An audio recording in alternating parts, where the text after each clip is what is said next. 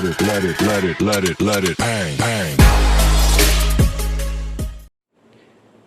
वालेकुम, मैं हूं काशिफ खान। एक बहुत ही नहायत अफसोसनाक ख़बर आ गई है, बल्कि ये ख़बर सुनकर मैं काफ़ी शौक हो गया हूँ और आप भी सुनकर काफ़ी शौक हो गए होंगे कि आज पीटीआई की जीत हो जानी थी, क्योंकि जो 186 सीट्स दरकार थी पीटीआई को वो पूरे थे, वो कंप्लीट थे। तो उसके बावजूद भी फ़ैसला जो है वो नून लीग के हक़ में सुना दिया गया है।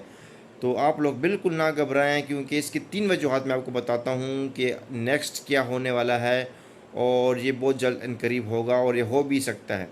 तो पहली वजूहात जो ये है कि जो दोस्त मज़ारी साहब है, जिसने रूलिंग दी है, जिसने फ़ैसला सुनाया है, तो वो डिप्टी स्पीकर को जो है ABCD भी नहीं आती। ठीक है, जो दोस्त मज़ारी साहब है उसको डिप्टी स्पीकर की ABCD भी नहीं आती और उसको डिप्टी स्पीकर वाली सीट पे बिठा दिया गया है। तो वो जो 20 लोटे थे ना, उस 20 लोटे में से एक लोटा दोस्त मज़ारी साहब है।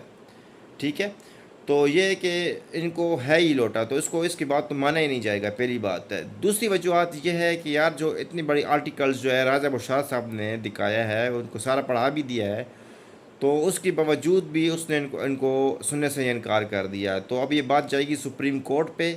तो सुप्रीम कोर्ट जब ये फैसला आएगी तो इंशाल्लाह पीटीआई के हक़ में आएगी, क्योंकि आप किसी भी वोट्स को मस्तरद कर ही नहीं सकते। अगर एक जो है मतलब काफ लीग अगर पीटीआई के साथ इत्तेहाद करना चाहती है, अगर उनके साथ वोट्स देना चाहती है, तो वो आप उनको कैंसिल नहीं कर सकते, आप उनको रिजेक्ट नहीं कर सकते। तो ये दूसरी बहुत बड़ी वजूहत है कि रिजेक्ट हो ही नहीं सकते। जब ये फैसला सुप्रीम कोर्ट के हक़ में जाएगा तो ये इंशाल्लाह जो है पीटीआई के हक़ में ही फैसला आएगा। और तीसरी बड़ी वजूहत यह है कि एक तो वोट्स हमारे बिल्कुल कंप्लीट है 186। मसला तब आता है जब वोट ही हमारे कम होते। ठीक है, तो इसमें टेंशन वाली बात ही नहीं है। और जो है उनके वोट है 179। तो ये बहुत बड़ी बात है कि जीत तो पीटीआई की है। तो ये तो बस उन्होंने बस एक किस्म का वो कर दिया, उन्होंने ब्लेंडर वाली हरकत ही कर दी उन्होंने, कि बस भागने के चक्कर में थे तो वो जल्दी से उन्होंने फ़ैसला सुना के चले गए।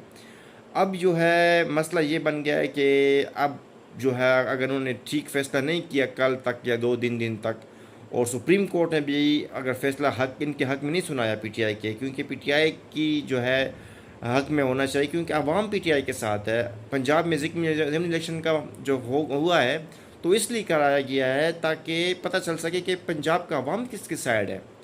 जब यहाँ पे पंजाब में जब इलेक्शन हुआ तो 15 सीटें बल्कि 16 सीटें के करीब जो है पीटीआई जीत चुकी है, तो इसका मतलब ये है कि अवाम जो है पीटीआई के साथ है।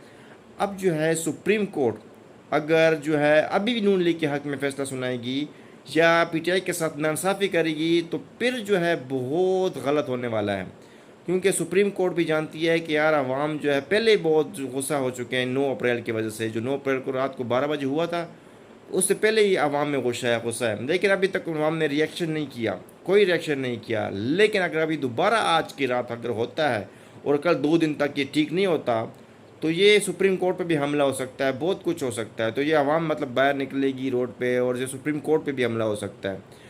तो इस वजह से सुप्रीम कोर्ट तो मेरे नज़र में तो ऐसा लगा कि सुप्रीम कोर्ट पीटीआई के हक़ में फ़ैसला करेगी, तो मुझे तो ऐसा ही लग रहा है।